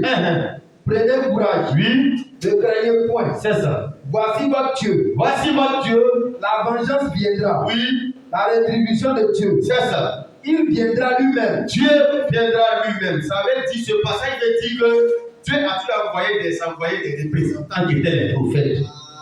Comme le président de la République, d'abord le préfet, d'abord le ministre, le représentant, tout ça là. Dieu a été le premier à faire ça. Les prophètes, les Moïse, les Jérémie étaient les envoyés, les représentants, les porte-parole de Dieu. Esaïe annonçait cette fois que plus tard dans la nouvelle alliance, pour qu'il grâce le salut pour les nations, pour que le salut soit authentique, Dieu allait venir lui-même. Lui-même ici ne pas dire quelqu'un d'autre. Donc le Fils de Dieu là, ce n'est pas que Dieu est au ciel puis il a envoyé quelqu'un. Lui-même, le Fils de Dieu, c'est Dieu lui-même qui est corps d'homme. C'est ça qui est le Fils de Dieu. Jérémie était fils de Dieu, ce n'est pas Dieu lui-même. Moïse était fils de Dieu, ce n'est pas Dieu lui-même. Mais quand on dit fils unique de Dieu, ça dit cette fois-ci, ce fils unique là, ce prophète là, c'est Dieu lui-même dans un corps d'homme. Jésus n'est pas fils de Dieu qui veut dire Dieu est resté là-bas, il a envoyé quelqu'un d'autre. C'est ce que les gens prêchent. Non, c'est avant que Dieu faisait ça, il envoyait des hommes de Dieu. Jésus est serviteur d'éternel, Jésus est le prophète, Jésus est un envoyé de Dieu. Mais ça veut dire ici, dans la version de Dieu, est venu lui-même dans la forme de serviteur. Dieu est venu lui-même dans la forme de prophète. Amen, amen. Avant, on pouvait prêcher comme ça. Maintenant, le Fils de Dieu, ça veut dire Dieu est venu lui-même. On y va. Il viendra au futur lui-même. Il viendra lui-même et vous sauvera. Ça veut dire que les gens n'étaient pas encore sauvés. Tant que Dieu n'est pas lui-même, que c'est le sang des animaux qui coule, les gens ne sont pas sauvés. Tant que Dieu reste au ciel, puis d'avoir Moïse, les gens ne sont pas encore sauvés. Mais le Seigneur est possible quand Dieu vient lui-même. Il y a le salut quand on dit que Jésus est Dieu lui-même. Tant que tu ne crois pas que c'est Dieu lui-même, il n'y a pas encore de salut pour toi. Le salut n'est pas resté au ciel, le salut est venu lui-même. Voilà pourquoi quand Siméon a pris le petit Jésus dans ses bras, il dit que mes yeux ont vu ton salut. Un Dieu viendra lui-même et alors il vous sauvera. Verset 8. Verset 5. Verset 5. Alors s'ouvriront les yeux des aveugles. Donc les miracles qui vont se manifester dans le ministère de Jésus là, c'était des miracles prophétisés pour indiquer que Dieu est venu lui-même. Que c'est Dieu est venu. Alors s'ouvriront les yeux des aveugles. Ça accomplit quand Jésus est venu. S'ouvriront les oreilles des sourds. Quand Jésus est venu. Alors le boiteux sautera comme un cerf. Quand Jésus est venu. Et la langue du miel éclatera de joie. Quand Jésus est venu. Car des eaux jailliront dans le désert. Quelqu'un ne peut pas opérer des miracles et dire que Jésus n'est pas Dieu. C'est un contresens. Les miracles qui sont venus dans le ministère de Jésus, c'était pour indiquer que Jésus était Dieu lui-même. Tu ne peux pas opérer miracle, onction, et puis tu ne crois pas que Jésus est Dieu lui-même. Mais c'est une contradiction. Quand Jésus vient lui-même, verset 8, au verset 8, au futur, il y aura là un chemin frayé. Il y aura là un chemin frayé. Une route. Oui. Qu'on appellera la voie sainte. C'est ça. Nul impur. Oui. Il passera. Au futur, quand Jésus viendra, il y aura une route. Il y aura une voie. Mais la voie du salut, la voie pour rentrer dans le royaume de Dieu, le peuple de Dieu sera ouvert. Le roi du peuple sera déchiré. Le ciel sera ouvert. Jusqu'à là, le ciel était fermé. On y va, frère. Nul impur n'y passera. Elle sera pour eux seuls. Oui. Ceux qui la suivront, même les insensés, ne pourront s'égarer. C'est ça. Oui, vas-y, continue. Verset 9. Sur cette route, point de lion. Oui. D'une bête féroce de la prendra. Oui. Nul autre de s'y rencontrera. Oui, la phrase qui suit. Les délivrés, ils marcheront. Verset 10, suivez très bien. Le verset 10. Les rachetés de l'Éternel. Les rachetés de l'Éternel retourneront. Relis le verbe. Relis le verbe. Le verbe retourneront. Le verbe retourner. Retourner veut dire quoi? Amen.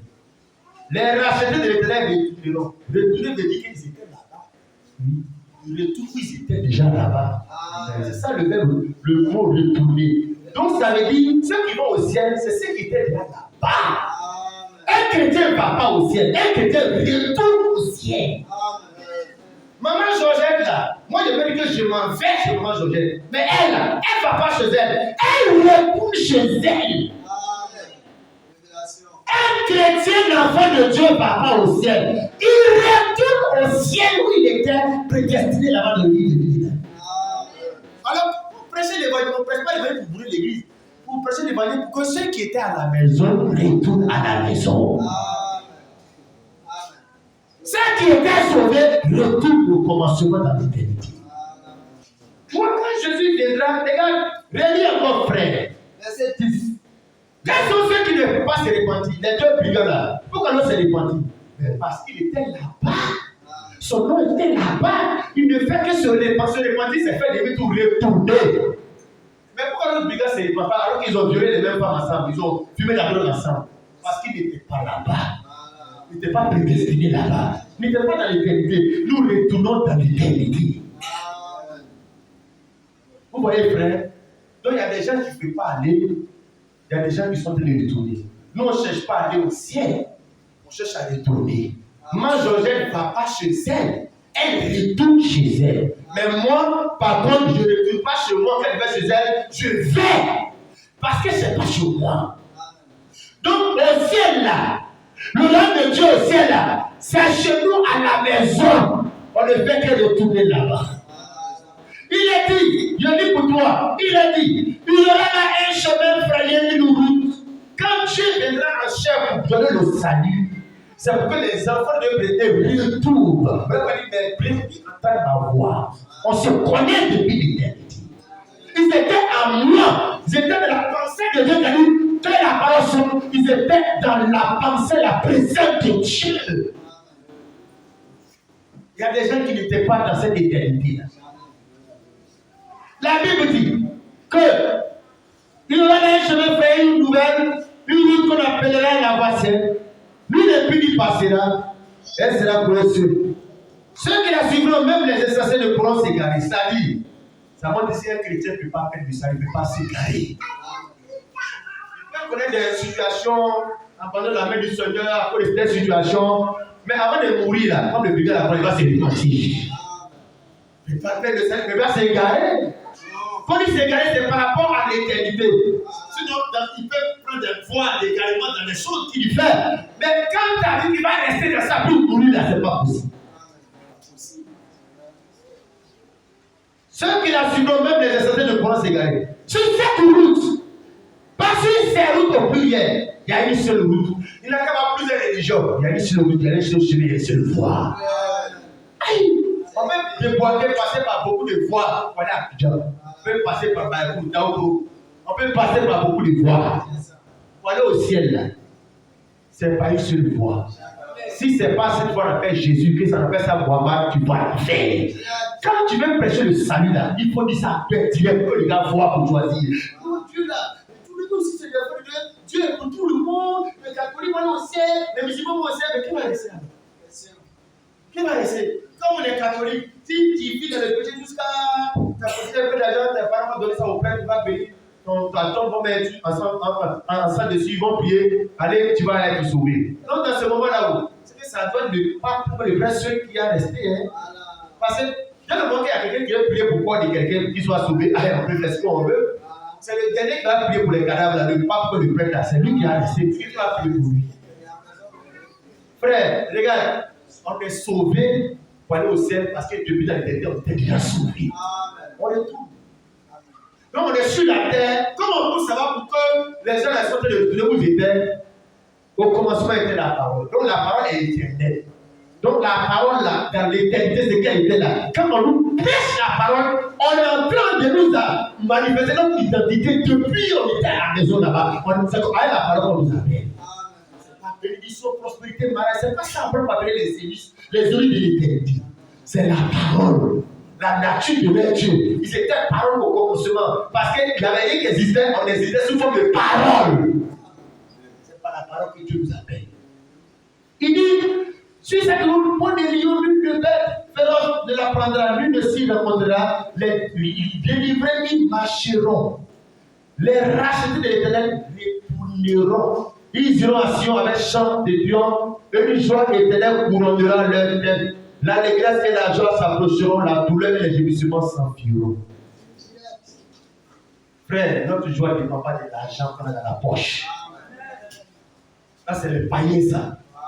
Le païen qui a l'argent, le potent bâti, le pied, quand l'argent fini, les malheureux, les tristes. Va aller se droguer, va le boire pour faire ses problèmes. L'enfant de Dieu est dans la joie. Pourquoi? À cause de ce salut éternel. Les rachetés de l'éternel retourneront. Ils iront à Sion avec chant de triomphe. Ils font avec chant. Donc tous les jours qui passent là, les problèmes sur la terre, la Côte d'Ivoire, les choses augmentent, les choses augmentent. Tout le monde se plaît de plaire là. Chaque jour qui passe là, nous on a fait des retourner pour cela. On a retourner à la maison chez nous. La Bible dit, les rachetés de l'éternel retourneront. Quand ils retournent là, comment ils retournent? Ils iront à Sion avec chant de triomphe et une joie éternelle couronnera leur tête. La vie est dure, on pleure, souffle là. Nous, on est en train de retourner dans la joie éternelle, dans la gloire. Ils n'ont qu'à augmenter tout, ça ne veut pas voler la joie de nos saluts. C'est quand tu es païen que l'argent, il n'y a pas ça, ça vole ta joie. Tu vas venir à l'église, il y a à l'église, c'est parce que ça marche chaud. Non, tu es encore un païen.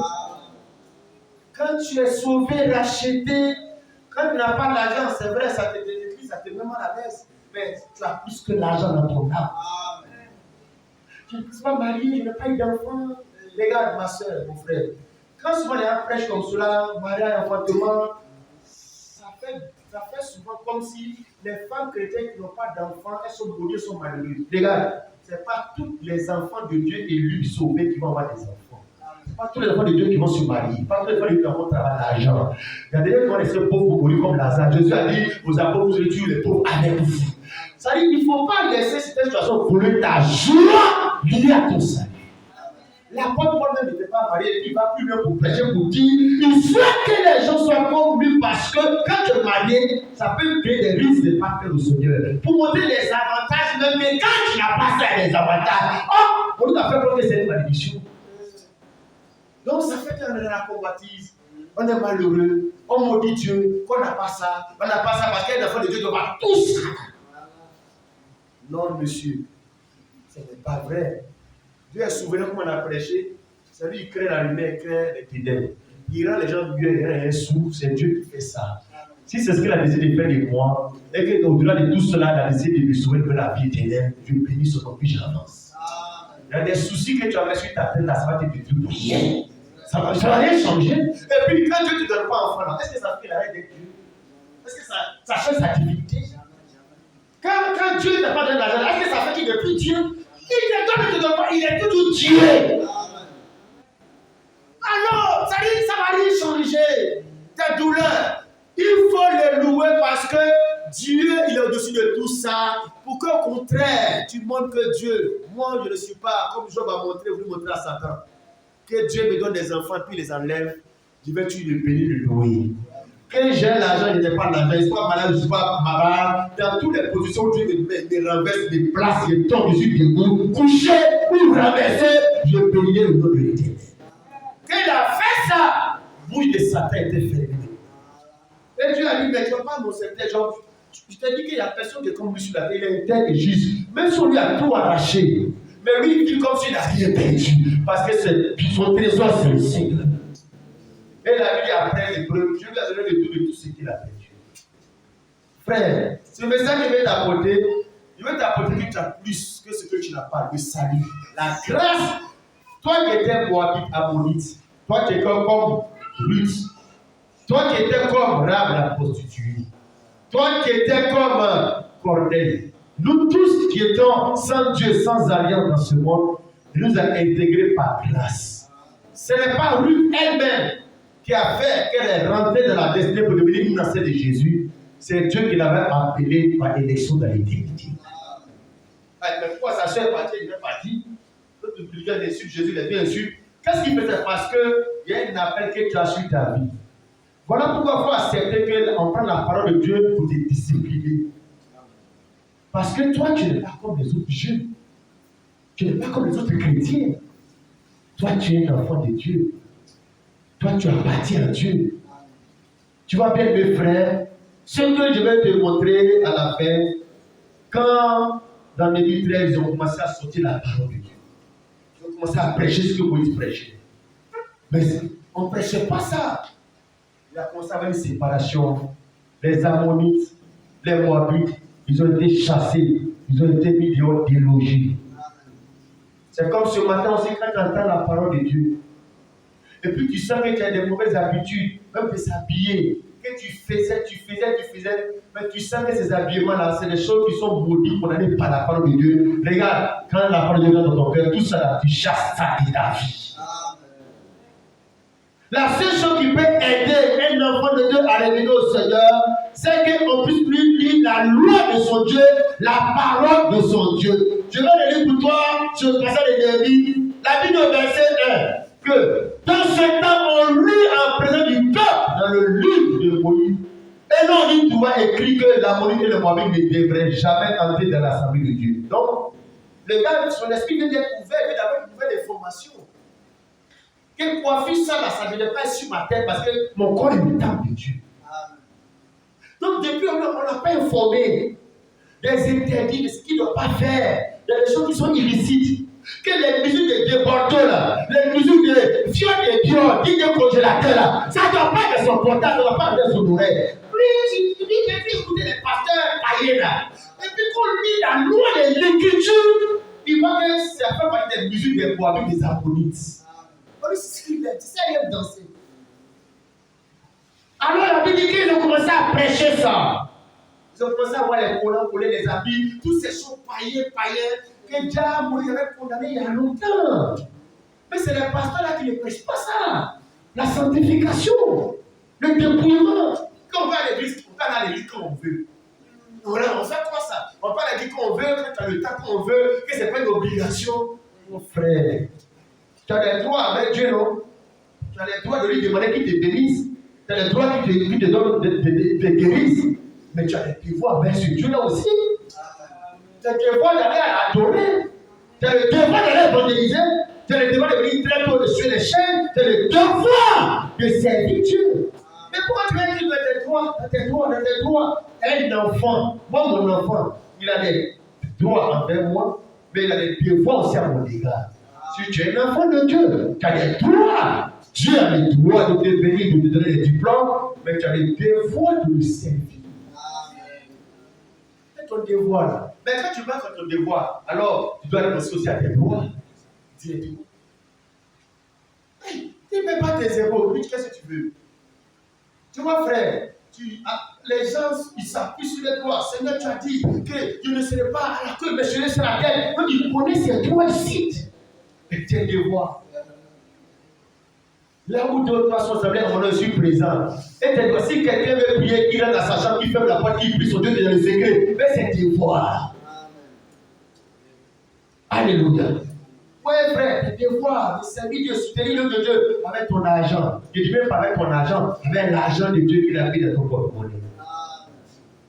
Tu as le devoir de demander après ton pasteur et ton frère en Christ, ta soeur en Christ. Mais où est ton devoir? Alléluia. La Bible dit qu'ils ont lu la parole. Mais les gens ont découvert qu'on les a trompés. Parce qu'imagine-toi, certainement, peut-être qu'il y avait un Moabite qui était le dirigeant du culte. Il y avait une Ammonite qui était une chante. Et quand il vient comme ça, quelqu'un Moabite, Ammonite, il vient avec les habillements païens des pays des Moab. Avec les coiffures des Moabites, des jeunes filles Moab, avec les païens, les chaînes, partout, sur les pieds, partout. Ils viennent à passer, comme Naomi a dit là, que aller adorer le Dieu, le bon Dieu. C'est lui qui a dit ton Dieu sera mon Dieu. Donc le pays de Moab, là, les filles là, le Dieu du pays de Moab. La Bible dit ceci au verset 3. Lorsqu'on lui a entendu la loi, car la foi vient de ce qu'on entend, qu'ils ont entendu la parole de Dieu qu'on a prêché, Deutéronome 23, verset 3, on sépara d'Israël tous les étrangers. Parce que la parole de Dieu, c'est le moyen que Dieu prend pour faire le réveil. Le réveil, ce n'est pas au son qui te fait tomber. Le réveil, c'est la prise de conscience de tes péchés. C'est ça qui est ton réveil. Qu'on allume la parole de Dieu, que la parole de Dieu est revenue au sein du culte. Parce que leur culte là, c'est occupé par le monde. Le show, les dons spirituels par de connaissance. C'est-à-dire le one show là. Mais la parole de Dieu là, oh, c'est très minime. Quand les gens ont revu la parole de Dieu au sein du culte, l'esprit des gens sont ouverts, ils ont commencé à faire la part des choses, ce que Dieu aime, ce que Dieu a condamné, qu'on a jeté. Et les gens ont nettoyé le culte, nettoyé la vie. Et toi, les temples, les Ammonites qui étaient les camarades, ils ont compris qu'il fallait une séparation. Les Ammonites qui n'avaient pas le droit d'être là. Les Ammonites qui étaient femmes pasteurs, Moabites femmes pasteurs, habillement païen, que Dieu avait donné la liste, condamné ça là. Et ils ont chassé tout ça là. Alléluia.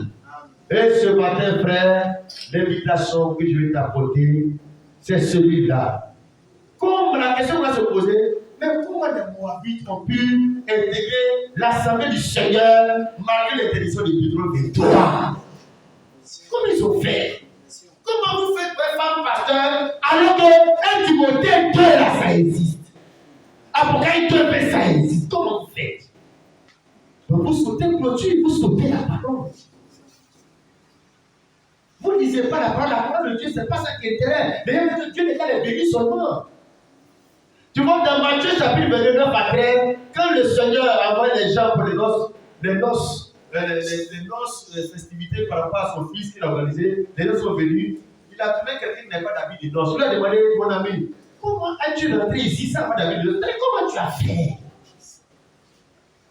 Comment les Moabites et les Ammonites dans 2013, ils ont fait pour remplir le peuple de Dieu alors que Dieu était ça dans Deutéronome 23? Parce que les gens ont envie d'écouter la parole de Dieu. Quand on veut écouter la parole de Dieu, tous les délits sont permis. Tous les dérapages sont permis. Tout est permis. Alléluia.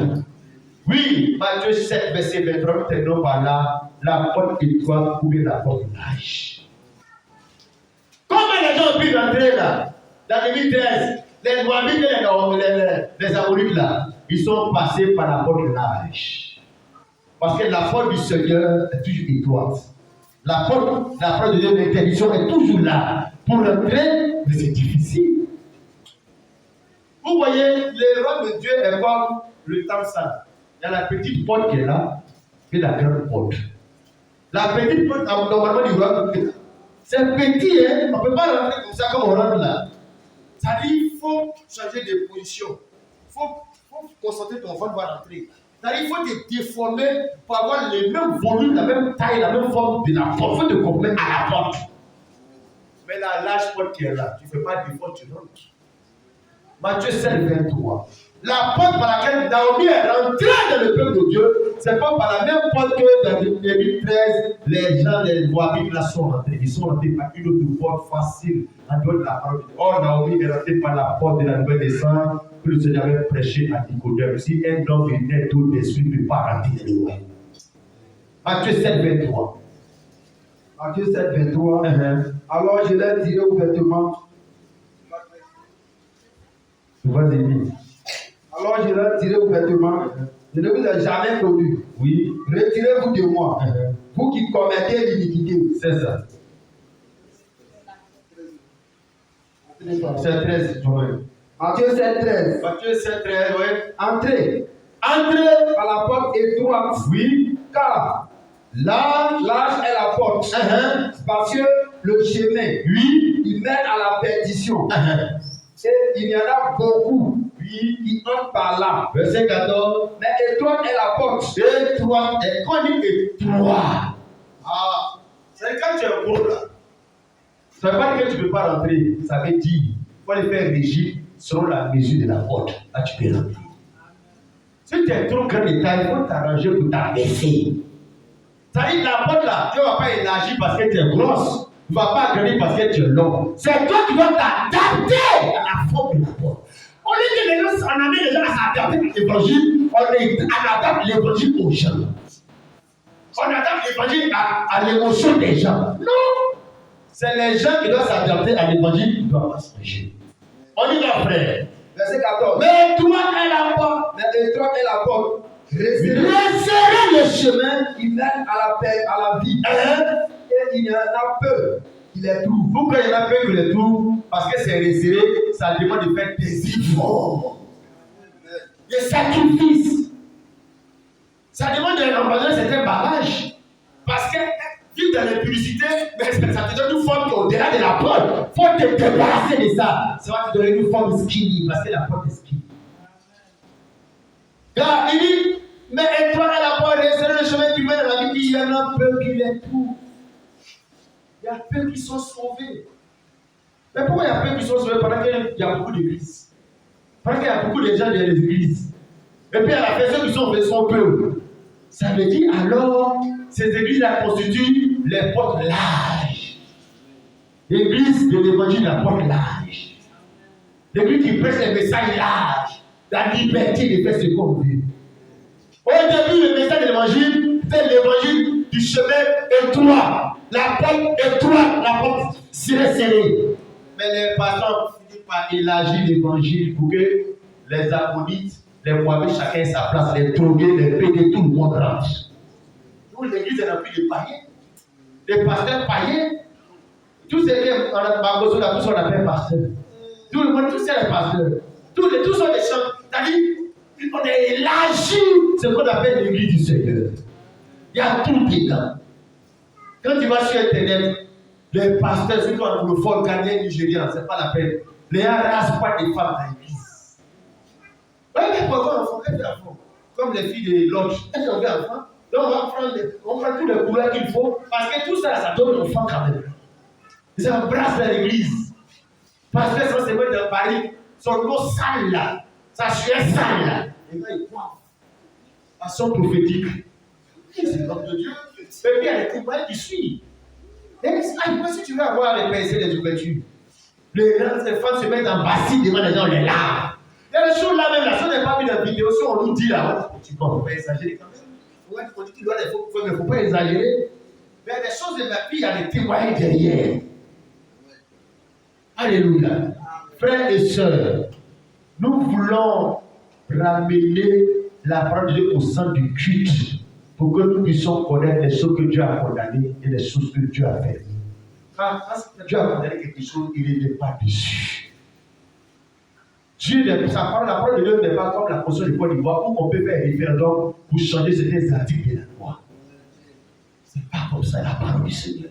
Et les gens ont dit l'évangile comme celui-là. Ce matin, bien mes frères, voilà comment dans le peuple de Dieu on peut entrer qu'on a été interdit.